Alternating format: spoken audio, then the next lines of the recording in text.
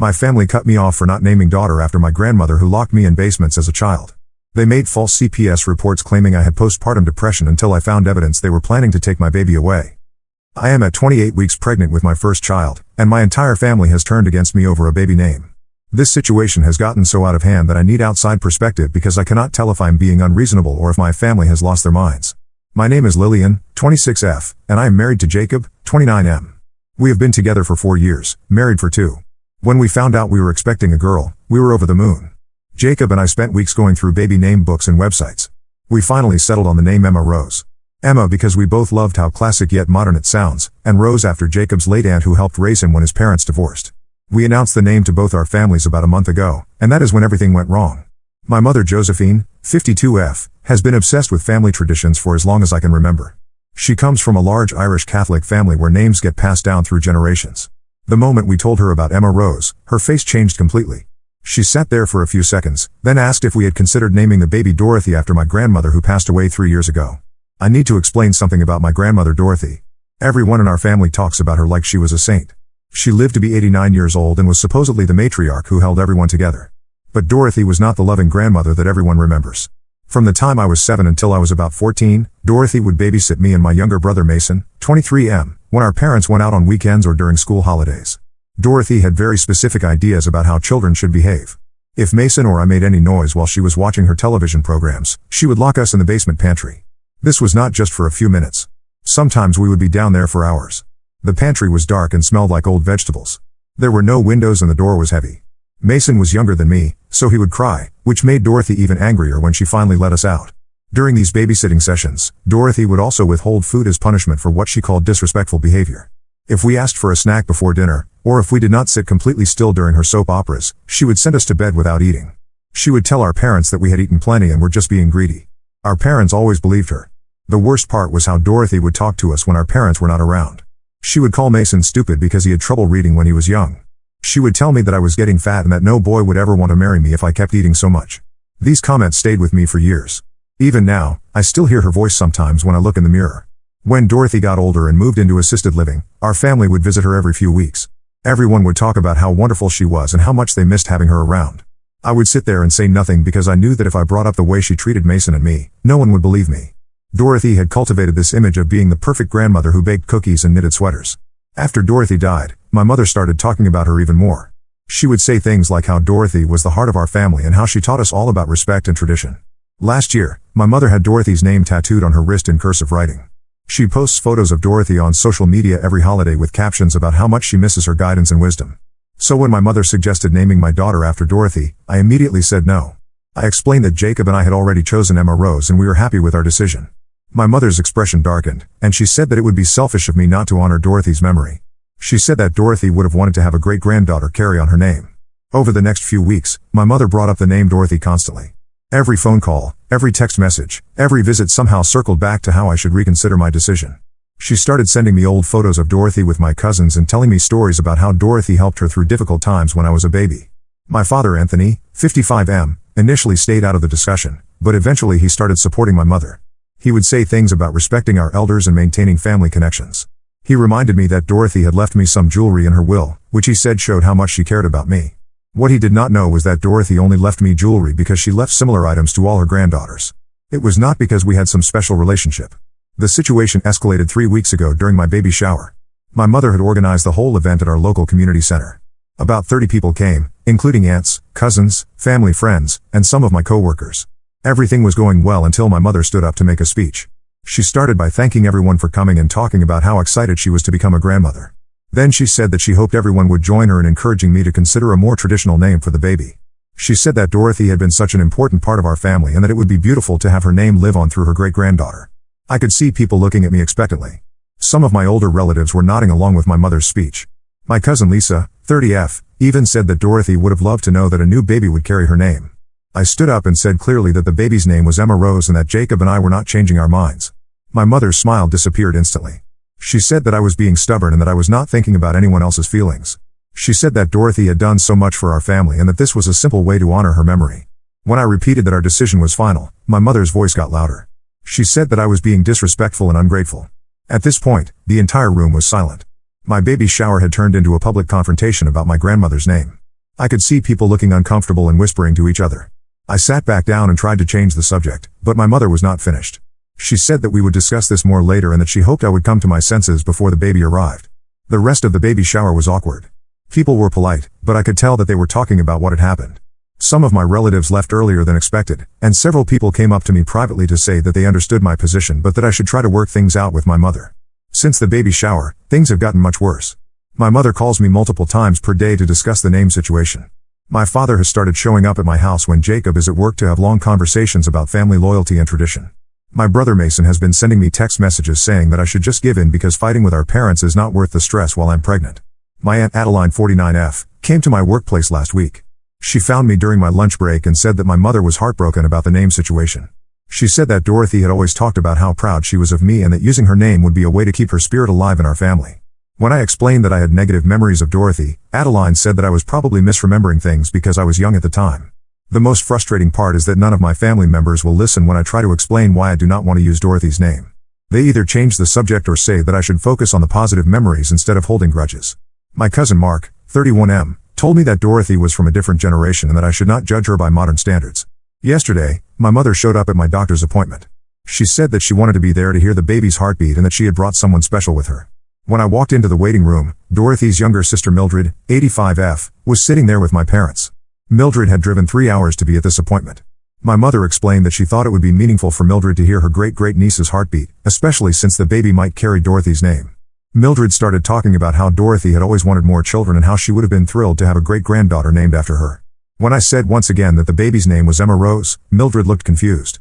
She said that my mother had told her that I was considering Dorothy as a name. My mother quickly said that we were still discussing it and that I needed more time to think about it. I left that appointment without letting anyone hear the heartbeat. I drove straight home and called Jacob at work. When I told him what had happened, he said that we needed to set firmer boundaries with my family. He suggested that we write a letter explaining our final decision and asking everyone to respect it. But I am worried that a letter will only make things worse. My family has made it clear that they see this as more than just a disagreement about a baby name. They see it as a test of whether I respect our family's values and traditions. I know that if I continue to refuse, they will view it as me choosing to put my own preferences above what they believe is right. At the same time, I cannot bring myself to name my daughter after Dorothy. Every time I think about calling my baby by that name, I remember being locked in the basement pantry and being told that I was fat and worthless. I do not want my daughter to carry the name of someone who caused me so much pain, even if other people have good memories of that person. I am running out of time to resolve this situation.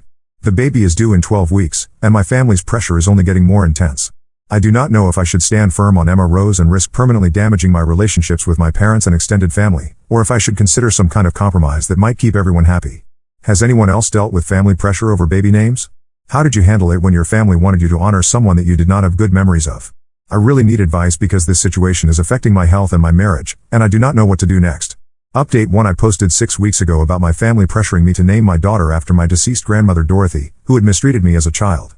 I said I would name her Emma Rose instead. Many people told me to stand firm, so that is what I did. I wish I could say things worked out, but they got much worse before they got better. 2 weeks after my original post, I went into early labor at 36 weeks. Jacob rushed me to the hospital, and after 8 hours, Emma Rose was born healthy at 5 pounds 3 ounces. For the first day, everything felt perfect. Jacob and I were exhausted but happy, and Emma was doing well in the NICU as a precaution due to her early arrival. On the second day, a nurse told me that several people had been calling the hospital asking about me and the baby. The calls were coming from my mother, father, Aunt Adeline, and cousin Lisa. They were asking for information about Emma's health and when visiting hours were. I had not contacted any of them when I went into labor because I wanted time to recover and bond with Emma before dealing with family drama. That afternoon, my mother and father showed up at the hospital without warning. They had somehow found out which room I was in and walked right in while I was trying to breastfeed Emma. My mother immediately went to the bassinet and started taking photos of Emma with her phone. She was cooing and saying how beautiful her granddaughter Dorothy was. I corrected her and said that the baby's name was Emma Rose. My mother laughed and said that I would come around once I saw how perfect the name Dorothy was for such a beautiful baby. She said that Emma looked exactly like Dorothy did in her baby photos and that this was clearly meant to be. My father stood by the door like he was guarding it. He said that they had been worried sick when they found out I had given birth without telling them. He said that family should be the first to know about these important moments and that I had hurt their feelings by excluding them. I asked them to leave because I was tired and still recovering from delivery. My mother said that they had driven an hour to get to the hospital and that they deserved time with their granddaughter. She picked Emma up from the bassinet without asking and started walking around the room with her. When I tried to take Emma back, my mother said that I was being possessive and that grandparents had rights too. She said that Dorothy would have wanted her to be involved in raising her great-granddaughter and that I could not keep Emma away from family who loved her. At this point, Jacob returned from getting coffee in the cafeteria. When he saw my mother holding Emma and my father blocking the door, he immediately asked them to leave. He said that we had asked for privacy during our first few days as new parents and that they needed to respect our wishes. My mother said that Jacob was turning me against my own family and that he was the reason I was being so difficult about the name situation. She said that if Jacob really cared about family traditions, he would encourage me to honor Dorothy's memory instead of pushing his own family's names. Jacob took Emma from my mother and asked the nurse to call security. He said that we had not invited them to the hospital and that they were causing stress during what should be a peaceful time. My parents left, but not before my mother said that this was not over and that they would find a way to have a relationship with their granddaughter Dorothy whether I liked it or not. The next day, a social worker named Ms. Chen came to my room. She said that the hospital had received a call expressing concerns about my mental health and my ability to care for Emma. The caller had said that I was suffering from postpartum depression and that I was having paranoid thoughts about my family members. Ms. Chen explained that she was required to do a wellness check whenever the hospital received these types of calls. She asked me questions about my support system, my mental health history, and my plans for caring for Emma after discharge. She also asked about my family relationships and whether I was having any conflicts with relatives. I told Ms. Chen about the pressure I had been getting from my family about Emma's name and about how they had shown up at the hospital without permission. I explained that I was not suffering from postpartum depression but that I was stressed about my family's behavior. Ms. Chen said that the person who called had provided specific details about my supposed mental health issues. They had said that I was refusing to let family members meet the baby and that I was making irrational decisions about the baby's care.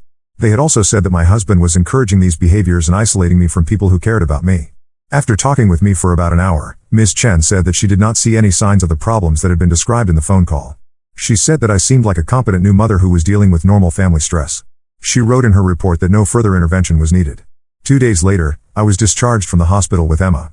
Jacob had arranged for his sister Michelle, 32F, to come stay with us for the first week to help with cooking and cleaning. Michelle lives 4 hours away and had taken time off work to be there for us. On our third day home, my Aunt Adeline showed up at our front door with my cousin Mark and his wife Jennifer, 28F. They said that they were concerned about me and wanted to make sure that I was taking proper care of Emma. Adeline said that my mother was worried because I had not been answering phone calls or responding to text messages. The truth was that Jacob and I had decided to turn off our phones for a few days so we could focus on adjusting to life with a newborn. We were both exhausted and overwhelmed, and we did not want to deal with family drama while we were learning how to care for Emma. Adeline pushed past Jacob when he answered the door and walked into our living room. She said that she needed to see for herself that Emma was healthy and being properly fed. Mark and Jennifer followed her inside, even though Jacob told them that this was not a good time for visitors. Michelle was in the kitchen making dinner when they arrived. Adeline immediately started questioning her about who she was and why she was in our house. When Michelle explained that she was Jacob's sister and that she was helping us during our first week home, Adeline said that family members should be the ones providing support, not outsiders. Adeline went upstairs to our bedroom where Emma was sleeping in her bassinet. She woke Emma up by picking her up and started examining her like she was a doctor. She said that Emma looked thin and asked when she had last been fed. When I said that Emma had eaten an hour earlier, Adeline said that might not be enough for a growing baby. Mark took photos of our house with his phone, including pictures of Emma's nursery, our kitchen, and our living room. When Jacob asked why he was taking photos, Mark said that he wanted to document Emma's living conditions in case there were questions later about her care. Jennifer started asking me detailed questions about my daily routine with Emma. She wanted to know how often I was feeding her, how many hours I was sleeping, and whether I was taking any medications. When I asked why she needed this information, she said that my mother was worried about my ability to handle the responsibilities of motherhood. After they left, Jacob and I realized that this visit was not just about checking on us. They had been gathering information and documenting our home situation for some reason. Jacob called his sister Michelle aside and asked her to write down everything that had happened during the visit, including the questions they had asked and the photos Mark had taken. That night, Jacob's phone rang at 2 a.m. It was his mother Carol, 58F, who lives in another state. Carol said that she had received a very strange phone call from someone claiming to be my mother. The caller had said that I was suffering from severe postpartum depression and that Jacob was enabling my mental health problems. Carol said that my mother had asked her to convince Jacob to bring Emma to stay with my parents until I got proper treatment for my mental health issues. My mother had said that she was worried about Emma's safety and that she had documentation proving that I was not capable of caring for a newborn. Carol told Jacob that the phone call did not make sense because she had been texting with both of us regularly since Emma was born. She said that we seemed like normal new parents who were tired but happy. She had not seen any signs of the serious mental health problems that my mother had described. Jacob explained to his mother what had been happening with my family and the pressure about Emma's name. Carol said that she was shocked by my family's behavior and that she wanted to help us in any way she could. She offered to come stay with us if we needed additional support. The next morning, we discovered that my mother had been calling Jacob's work colleagues and my former co-workers. She had been telling people that I was having a mental health crisis and that we needed intervention from friends and family members. Several people had reached out to Jacob to ask if there was anything they could do to help us during this difficult time. Jacob called his HR department to report that someone was spreading false information about our family situation. His boss was understanding and said that they would not take any action based on the phone calls they had received. But Jacob was worried about how these calls might affect his reputation at work. I realized that my family was conducting some kind of campaign to undermine my credibility as a mother. They were not just pressuring me about Emma's name anymore. They were actively trying to convince people that I was mentally unstable and incapable of caring for my baby. Jacob and I decided that we needed legal advice. We contacted a family law attorney named Mr. Rodriguez who specializes in grandparents' rights cases. We wanted to understand what legal options my family might have and how we could protect ourselves and Emma from further harassment. Mr. Rodriguez said that grandparents' rights laws vary by state, but that in most cases, grandparents cannot obtain custody or visitation rights unless they can prove that the parents are unfit or that there are special circumstances like the death of one parent. He said that my family would need substantial evidence of neglect or abuse to successfully challenge my parental rights. However, he also warned us that false reports to social services could be serious even if they were ultimately unfounded. He said that we should document all interactions with my family members and keep records of their attempts to interfere with our parenting decisions. We decided to send a cease and desist letter to my parents, Aunt Adeline, and cousin Mark. The letter stated that they were no longer welcome in our home without invitation and that they should stop contacting Jacob's family members, our employers, and social services with false information about our family situation. The letter also stated that we were prepared to seek a restraining order if the harassment continued. Mr. Rodriguez said that having this letter on record would help establish a pattern of inappropriate behavior if we needed to take further legal action. 3 days after we sent the letter, my brother Mason called me. He said that our parents were devastated by the legal letter and that they felt like I was punishing them for caring about me and Emma. He said that they were only trying to help and that I was overreacting to their concern. Mason said that our parents loved me and just wanted to be part of Emma's life. He said that if I would compromise on the name issue, everything could go back to normal and we could be a happy family again. He suggested that I could use Dorothy as Emma's middle name instead of Rose. I told Mason that this was not just about the name anymore. I explained how our parents had made false reports about my mental health and had been contacting people in our professional and personal lives with lies about our family situation. I said that their behavior had crossed a line and that I could not trust them around Emma. Mason said that he had not known about the phone calls to social services and Jacob's workplace. He said that our parents had told him that they were just worried about me and that they wanted to make sure Emma was being properly cared for. He said that he would talk to them about backing off and giving us space. But the next day, my mother left a voicemail on our home phone. She said that the legal letter was proof that I was not thinking clearly and that Jacob was controlling my decisions. She said that Dorothy would be heartbroken to know that her great-granddaughter was being kept away from family members who loved her. She said that they were not going to give up on having a relationship with their granddaughter Dorothy, and that they would find a way to make sure Emma knew about her family heritage even if I was determined to cut them out of our lives. That voicemail made it clear that sending the legal letter had not resolved anything. My family was still convinced that they were the victims in this situation and that I was the one behaving inappropriately. They were still calling Emma by the wrong name and still plotting ways to force their way into our lives. Jacob and I realized that we were going to need stronger legal protection if we wanted to keep our family safe from this ongoing harassment. Update 2. My last update was 3 months ago when my family was harassing us about naming our daughter Emma and spreading lies about my mental health. Things escalated dramatically after that, and I need to share what happened because other people dealing with family legal issues might find this helpful. 2 weeks after my last update, Emma and I were at a routine pediatric appointment when my mother, father, and Aunt Adeline showed up in the waiting room. They had somehow found out about the appointment and decided to attend without telling us. My mother walked up to me and said that she had been thinking about everything that had happened and that she wanted to apologize for the misunderstandings. She said that family was more important than disagreements and that she hoped we could work things out for Emma's sake. I was holding Emma and trying to keep my voice low because we were in a public place with other families around. I told my mother that she could not just show up at medical appointments without permission and that we had asked for space to figure things out. My father said that they had rights as grandparents and that they should be included in important decisions about Emma's health care. He said that they had experience raising children and that their input could be valuable for Emma's well-being. Aunt Adeline was taking photos of Emma with her phone while my parents were talking to me. When I asked her to stop, she said that she wanted to document how much Emma had grown since they last saw her. She said that my mother had been heartbroken not being able to watch her granddaughter develop during these important early months. The pediatrician's nurse called us back for the appointment, and my family members tried to follow us. I told the nurse that only Jacob and I were Emma's parents and that the other people were not invited to be part of the medical visit. The nurse said that only parents could be present unless we had given written permission for others to attend.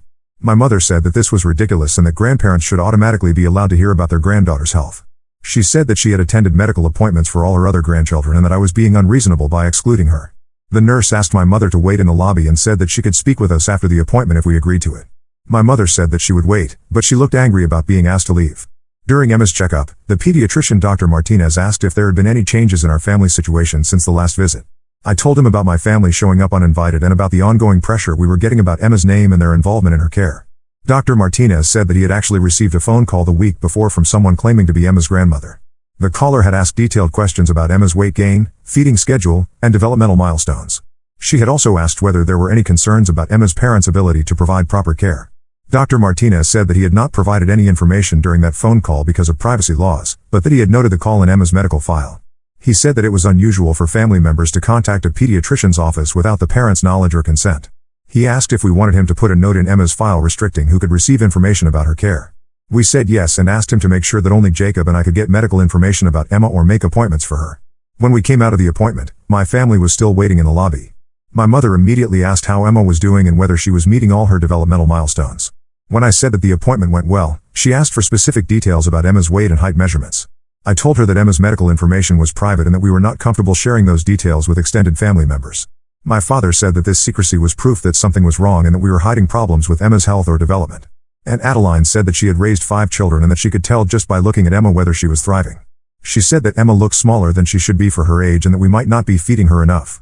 This conversation was happening in front of other families with young children, and I could see people staring at us. Emma started crying, probably because she could sense the tension in the room. I tried to calm her down while my family continued talking about their concerns. My mother reached for Emma and said that she knew how to soothe babies because she had experience with grandchildren. When I stepped back to prevent her from taking Emma, she said that I was being paranoid and overprotective. Jacob arrived at the pediatrician's office just as this confrontation was happening. He had been parking the car and did not realize that my family was there until he walked into the lobby. When he saw what was happening, he immediately came over and asked my family to leave us alone. My father said that Jacob was the problem and that he was turning me against my own relatives. He said that before Jacob came into the picture, I had always been respectful of family relationships and traditions. He said that Jacob's influence was causing me to become selfish and ungrateful. Jacob said that we had asked for space and that showing up at medical appointments was crossing boundaries that we had clearly established. He said that if they continued to harass us at public places, we would have no choice but to involve law enforcement. My mother started crying and said that she just wanted to be part of her granddaughter's life. She said that she had been dreaming of being a grandmother for years and that I was denying her the chance to build a relationship with Emma. Other people in the waiting room were definitely watching this scene unfold. A receptionist came over and asked if there was a problem that needed to be addressed. Jacob said that we were leaving and that the other people were not with us. As we walked toward the exit, Aunt Adeline called out that they knew where we lived and that they were not going to give up on having a relationship with Dorothy. She used my grandmother's name for Emma even though we had corrected them multiple times. That evening, Jacob and I called our lawyer Mr. Rodriguez to report what had happened at the pediatrician's office. He said that showing up at medical appointments could be considered stalking or harassment, especially since we had already sent a cease and desist letter. Mr. Rodriguez said that we had enough documentation to request a temporary restraining order. He explained that we would need to go to court and present evidence of the harassment, including the false reports to social services, the uninvited visits to our home and workplace, and the confrontation at the medical appointment. He said that if the judge granted a temporary restraining order, my family members would be legally required to stay away from us, our home, Emma's daycare, our workplaces, and any medical appointments. Violating a restraining order would result in arrest and criminal charges. 3 days later, we filed for a restraining order against my mother, father, and Aunt Adeline. The hearing was scheduled for the following week. Mr. Rodriguez said that my family members would be notified about the court date and that they could bring their own lawyer if they wanted to contest our request. The night before the hearing, my brother Mason called me. He said that our parents had asked him to be a character witness at the court hearing. He said that they wanted him to testify about what a good family we had always been and how much they loved Emma. Mason said that he was confused about the legal situation because our parents had told him that we were the ones who were being unreasonable. They had said that all they wanted was a normal grandparent relationship with Emma and that we were using the legal system to punish them for caring too much. I explained to Mason everything that had happened over the past few months, including the false reports to social services, the harassment at Jacob's workplace, and the confrontation at Emma's medical appointment. Mason said that our parents had not told him about most of these incidents. Mason said that he did not want to take sides in a legal dispute between me and our parents. He said that he loved all of us and that he hoped we could work things out without involving courts and lawyers. He decided not to attend the hearing as a witness for either side. At the restraining order hearing, Mr. Rodriguez presented evidence of my family's harassment, including phone records, text messages, photos of the uninvited visits, and documentation from the hospital's social worker and pediatrician's office. He also played voicemails that my mother had left using Dorothy's name for Emma and threatening to find ways to force a relationship. My parents attended the hearing without a lawyer. When the judge asked if they wanted to respond to our request for a restraining order, my father said that they were just loving grandparents who were being kept away from their granddaughter by their daughter's controlling husband. My mother said that she was worried about Emma's well-being because I was suffering from postpartum depression and making irrational decisions. She said that they had only contacted social services because they genuinely believed that Emma was not receiving proper care. The judge reviewed all the evidence and said that the pattern of behavior described in our petition was clearly harassment. She said that grandparents do not have the right to force relationships with grandchildren or to interfere with parents' medical and childcare decisions. The judge granted a 1-year restraining order against my mother, father, and Aunt Adeline. The order prohibited them from contacting us directly or indirectly, from coming to our home or workplaces, from attending Emma's medical appointments, and from making false reports to any government agencies. The judge also ordered my family to pay our legal fees because she found that their behavior had been deliberately disruptive and that they had ignored our previous requests to respect our boundaries. After the hearing, my mother tried to approach me in the courthouse hallway. A bailiff immediately intervened and reminded her that the restraining order was now in effect and that she needed to stay away from us. My father was arguing with the bailiff about whether they could talk to us one more time to explain their side of the story. Mr. Rodriguez walked us out of the courthouse through a different exit to avoid any further confrontations. He said that violations of restraining orders are taken seriously by law enforcement and that we should call police immediately if my family members attempted any contact. 2 weeks after the restraining order was granted, we received a letter from a different lawyer representing my parents. The letter stated that they were considering filing a lawsuit for grandparents' visitation rights and that they believed the restraining order was based on false information. Mr. Rodriguez responded to their lawyer and said that any attempt to file for visitation rights while a restraining order was in effect would be viewed as harassment and could result in additional legal consequences. He also said that our documentation of their behavior would be relevant evidence in any future legal proceedings. Since then, we have not had any direct contact with my parents or Aunt Adeline. Mason still talks to me occasionally, but he says that our parents are devastated about being cut off from Emma. He says that they spend most of their time talking about how unfair the legal system is and how Jacob has poisoned my mind against my own family. Emma is now 6 months old and developing beautifully. She is reaching all her milestones and is a happy, healthy baby. Jacob and I have been able to focus on being new parents without the constant stress of family harassment. The restraining order still has 6 months remaining, and we plan to request an extension if there are any attempts at contact before it expires. Mr. Rodriguez said that the documented history of harassment will make it easy to get additional protection if needed. Update 3: It has been 6 months since my last update about the restraining order against my parents and Aunt Adeline. Emma is now 1 year old, and I want to share how everything was finally resolved because the situation took some unexpected turns.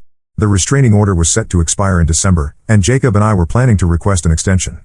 We had not heard from my family directly since the court hearing, but Mason had mentioned that our parents were still talking about trying to see Emma once the legal restrictions ended. In November, something happened that changed the whole situation. Mason called me and said that he needed to tell me something important about our family.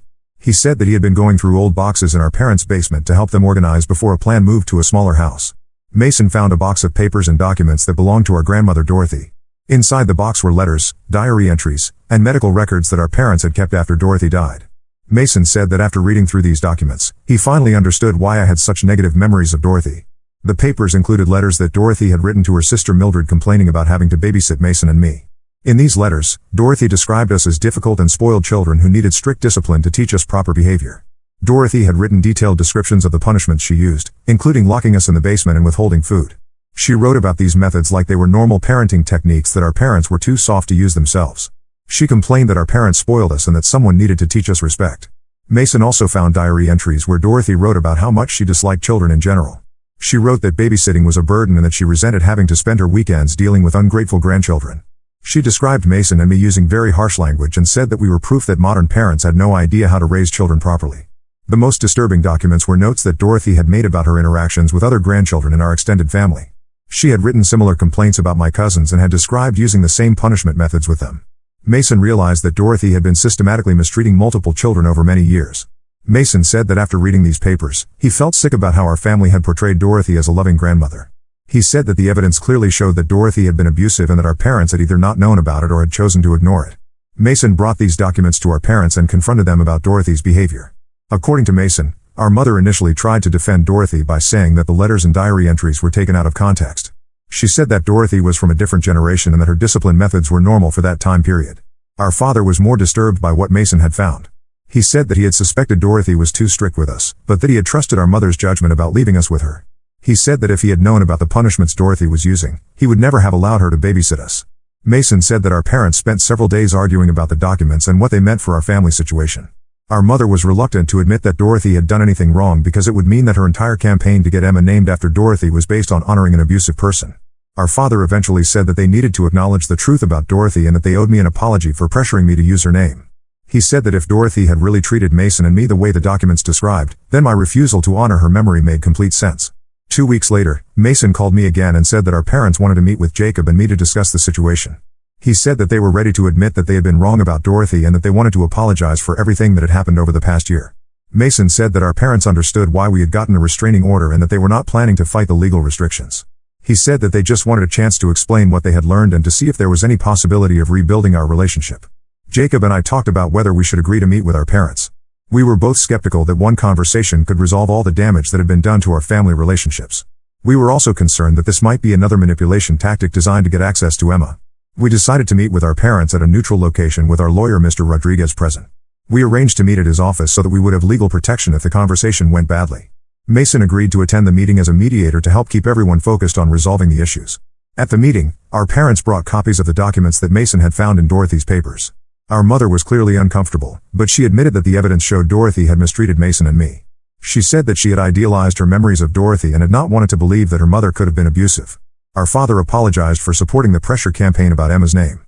He said that he had trusted our mother's judgment about Dorothy without investigating the situation himself. He said that if he had listened to my concerns about Dorothy from the beginning, the whole conflict could have been avoided. Our mother's apology was more difficult for her to give. She said that she had been so focused on maintaining family traditions that she had dismissed my feelings about Dorothy. She said that finding the documents had forced her to confront the fact that her mother had hurt her grandchildren and that she had failed to protect us. She also apologized for making the false reports to social services and for harassing Jacob's family and our workplaces. She said that she had convinced herself that we were making poor decisions about Emma's care, but that she now realized she had been trying to control our parenting choices because she could not accept that we were independent adults. Mr. Rodriguez asked our parents what they expected from this meeting and what changes they were willing to make going forward. Our father said that they understood we might never want to have a close relationship with them again, but that they hoped we would consider allowing supervised visits with Emma at some point in the future. Our mother said that she wanted to respect our decision about Emma's name and that she would stop referring to her as Dorothy.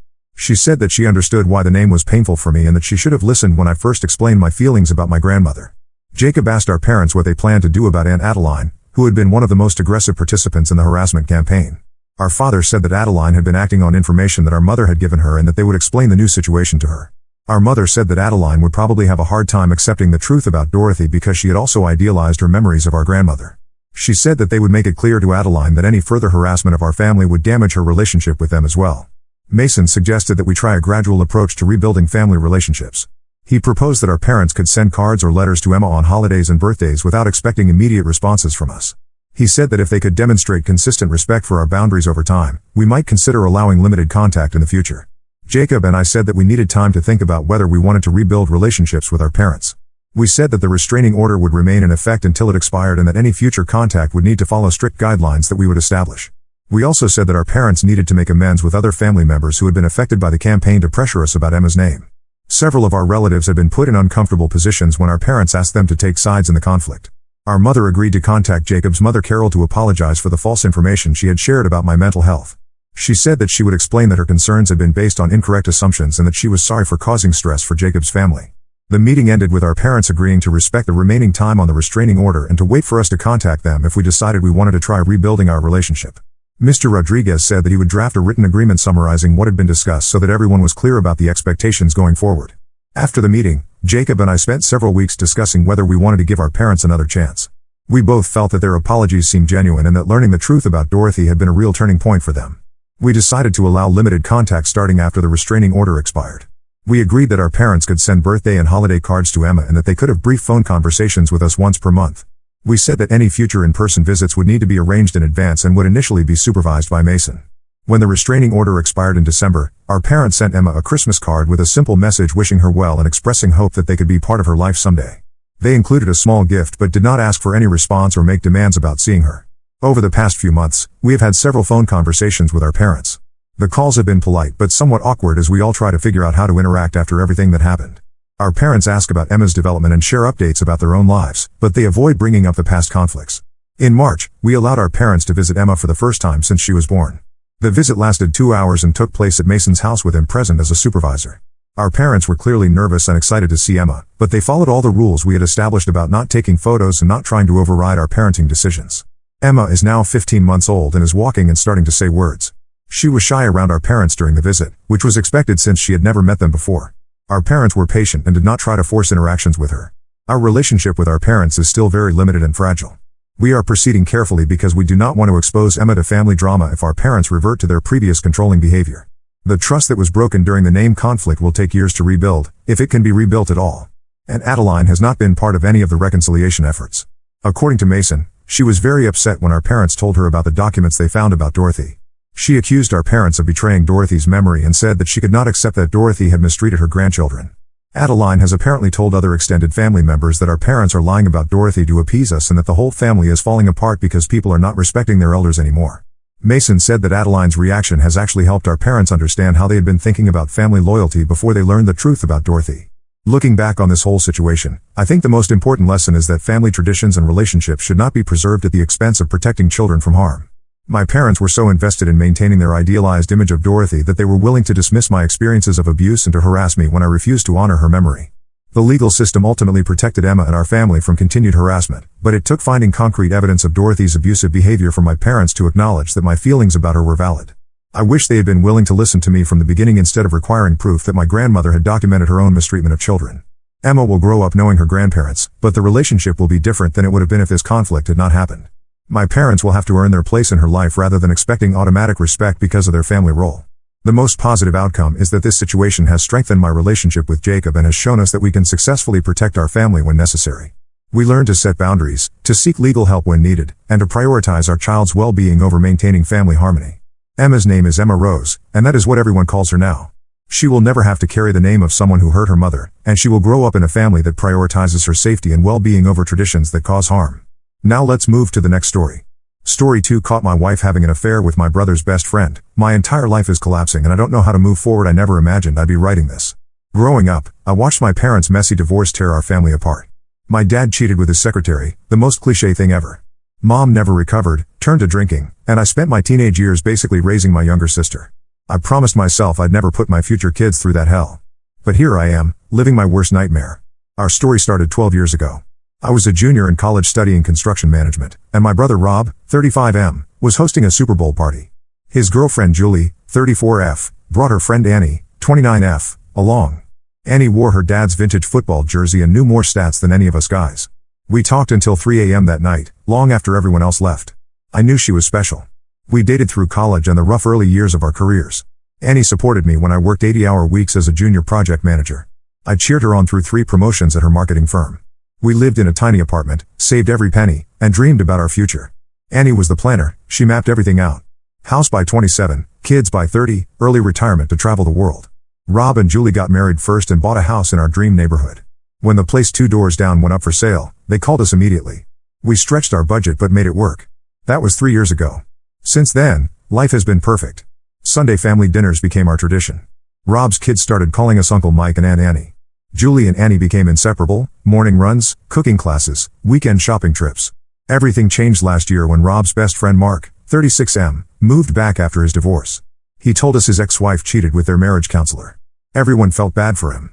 Rob wanted to help, so Mark became a regular at our gatherings. He seemed like a good guy at first, always offering to help with house projects, bringing wine to dinner, entertaining Rob's kids. Looking back, there were signs I ignored. Mark always sat next to Annie at dinner. They developed inside jokes I didn't understand. Annie started dressing up more when she knew he'd be around. She'd get texts late at night and smile at her phone. When I asked, she'd say it was work or Julie. I trusted her completely. Last Tuesday changed everything.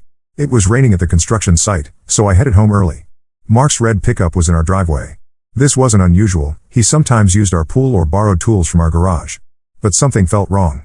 The house was too quiet. Annie's car was there, but she hadn't answered my text about coming home early. I found them in our bedroom. The room we painted together last summer. The bed where we talked about our future kids. They were getting dressed, but it was obvious what had happened. Annie saw me first. Her face went white. Mark grabbed his shirt and tried to speak, but I just walked out. I drove aimlessly for hours. My phone kept buzzing but I couldn't look at it. I ended up at a hotel near the airport. After staring at the ceiling all night, I turned my phone back on. 47 missed calls from Annie, 15 from Rob, countless messages. Annie's messages evolved from "Where are you?" to "Please come home, we need to talk to I can explain everything." Rob's messages were different. Mark had shown up at his house drunk and confessed everything. This wasn't a one-time thing. They'd been meeting at our house for 4 months, whenever I was at work. Rob kicked Mark out and ended their 20-year friendship. I stayed at the hotel for 3 days. Julie brought me clean clothes and sat with me while I broke down. That's when I learned the full extent of Annie's betrayal. The affair started at Rob's birthday party in March. Mark had been pursuing Annie for months, random texts, convenient run-ins at stores, always offering help with any problem she mentioned. Annie used our family time to meet him. She'd arrive early to Sunday dinners, claiming she was helping Julie cook, but really meeting Mark in their garage. She manipulated Julie into covering for her multiple times, saying they were going shopping or to wine tastings when she was meeting Mark. Every room in our house now holds tainted memories. The kitchen where we danced while making dinner. The living room where we planned our future. The bedroom where I found them. It all feels poisoned. I can't go back. Update 1. The support from this community has been eye-opening. Every message helped me get through another day. After reading your advice, I met with a lawyer and filed for divorce. I texted Annie to clear out her stuff before I came home. She moved in with her parents. The last week revealed more than I ever wanted to know. Annie's dad showed up at my hotel room crying. He raised Annie as a daddy's girl. She was class president, never missed curfew, graduated top of her class. He kept asking where they went wrong in raising her. I told him they didn't. Annie made her choices as an adult. He hugged me and said I'd always be his son, regardless of what happens. Rob's taking this harder than anyone. He introduced us, brought Mark into our lives. Julie found messages between Annie and Mark on their shared family plan going back to January. The texts revealed everything. Annie and Mark had been apartment hunting together. She planned to leave me after my company's big project finished next month, said it would be the right time since I'd be getting my annual bonus. Mark's story about his divorce was a lie. Rob discovered Mark had cheated on his ex-wife with multiple women, including their neighbor and his ex-wife's cousin. His ex didn't cheat with their counselor. Mark made that up to gain sympathy. The lies keep unraveling. Those late marketing meetings? Dates with Mark. Monthly girls' wine club? Never existed. The yoga classes she started last fall? She spent those hours at Mark's apartment. She even used our anniversary dinner reservation to take him out while I was at a work conference in Houston. My favorite restaurant, where all the staff knew us. They must have seen them together. Annie's brother Tom, 31M, brought me more proof yesterday. He found Annie's secret credit card statements. She spent over $15,000 on gifts for Mark, designer watches, weekend trips, even a down payment on a jet ski. That money came from our joint savings, meant for our future kids' college funds. Julie finally confessed something that makes me sick. Annie had asked her to delete their home security footage multiple times, claiming she had been crying about work stress and didn't want me to worry. Now we know she was meeting Mark there when Rob traveled for work. Julie felt too guilty to keep it secret anymore. The depth of Annie's deception is staggering. She volunteered to handle our finances last year, saying she wanted to learn more about investing. Now I know she was hiding her spending on Mark. She suggested I take that construction project 2 hours away, saying the experience would help my career. Really, she wanted more time with him. Our friends are choosing sides. Most support me, but some mutual friends think I should hear her out. Annie's college roommate called to tell me that Annie and Mark had been flirting at Rob's Christmas party last year. She didn't tell me then because she thought it was harmless. Now she feels guilty for staying quiet. I've barely eaten or slept. The thought of them together in our bed keeps me awake. I canceled our joint credit cards and gym membership. Changed all my passwords. Found a new barber because Annie's cousin works at my old one. It's exhausting having to rebuild every aspect of my life. Update 2. These past 2 weeks have shown me how deep this betrayal goes. Annie's trying everything to stop the divorce. Her mother ambushed me at my hotel, camping outside until security removed her. Annie showed up at my construction site in tears, causing such a scene that my supervisor had to escort her out. She even enrolled in my morning CrossFit class, forcing me to switch gyms. Rob uncovered more about Mark's past that makes me sick. Turns out Annie wasn't his only married target. He had affairs with 2 other women from our social circle. Lisa, 33F, who suddenly moved across the country last year for a dream job, was actually running from her guilt after a 6-month affair with Mark. Then there was Rachel, 38F, my project manager's wife, who mysteriously divorced last spring. Rob exposed everything at our local pub where Mark was a regular. Mark's reputation crumbled overnight. He packed up and moved to Seattle last week. Annie's family is imploding over this. Her dad and brother are firmly on my side. They helped me pack her things and even hired a storage unit in their name so she couldn't find out where her stuff was. But her mom and sister have gone full damage control. They ambush me everywhere, the grocery store, gas station, even my doctor's office. They insist marriage is sacred and I need to fight for our love. They don't know about the apartment hunting or the money she stole. The most frustrating part is how some friends are reacting. Pete, 34M, who was supposed to be my friend first, suggested I was partly to blame because I worked long hours. He conveniently forgot how Annie encouraged me to take overtime projects. Monica, 31F, another college friend, said I should have noticed the signs sooner. I cut contact with anyone who tried to rationalize Annie's choices. Our couple's friends are dissolving into chaos. 2 other couples have started marriage counseling, paranoid that this could happen to them. Our monthly poker group disbanded because no one wants to be around Mark's other victims' husbands. The community pool where we all hung out got too awkward, too many whispers, too many pitying looks. Annie's mom started a prayer chain at their church for our marriage. Now random church members message me about forgiveness and redemption. One elderly lady left a Bible on my truck with passages about reconciliation highlighted. I had to switch parking spots at work to avoid these daily gifts. The financial mess is worse than I thought.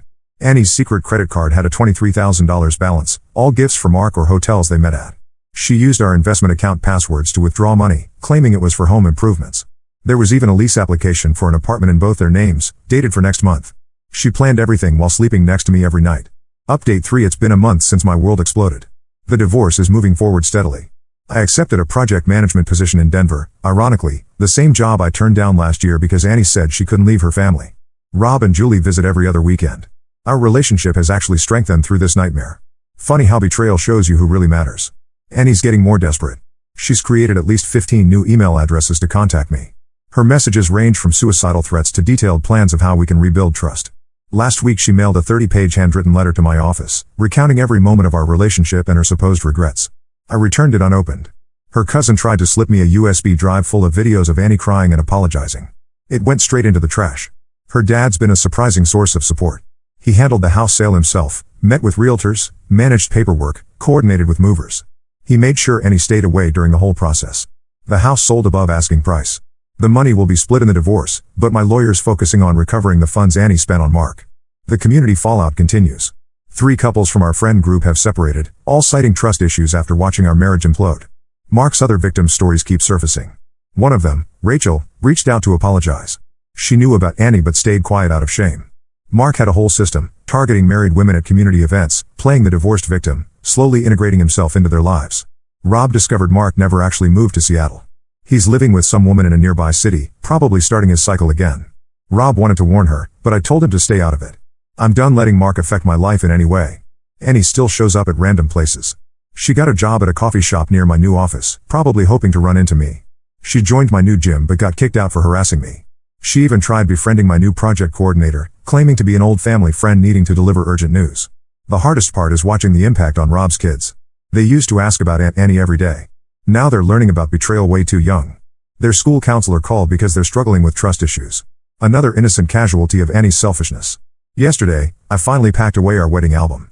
Found Annie's handwritten vows tucked inside, promises of eternal faithfulness, trust, and honesty. The same promises she broke while planning a future with my brother's best friend. The same promises she now swears she'll keep if I give her another chance. I'm rebuilding slowly. Joined a local hiking group, reconnected with college friends in Denver, started learning Spanish, something Annie always said was a waste of time. Some days are harder than others, but I'm no longer feeling lost. To everyone who supported me through this, thank you. Your stories and advice helped me stay strong when I wanted to give in. Special thanks to this community for showing me I'm not alone. Life isn't what I planned, but at least it's authentic now.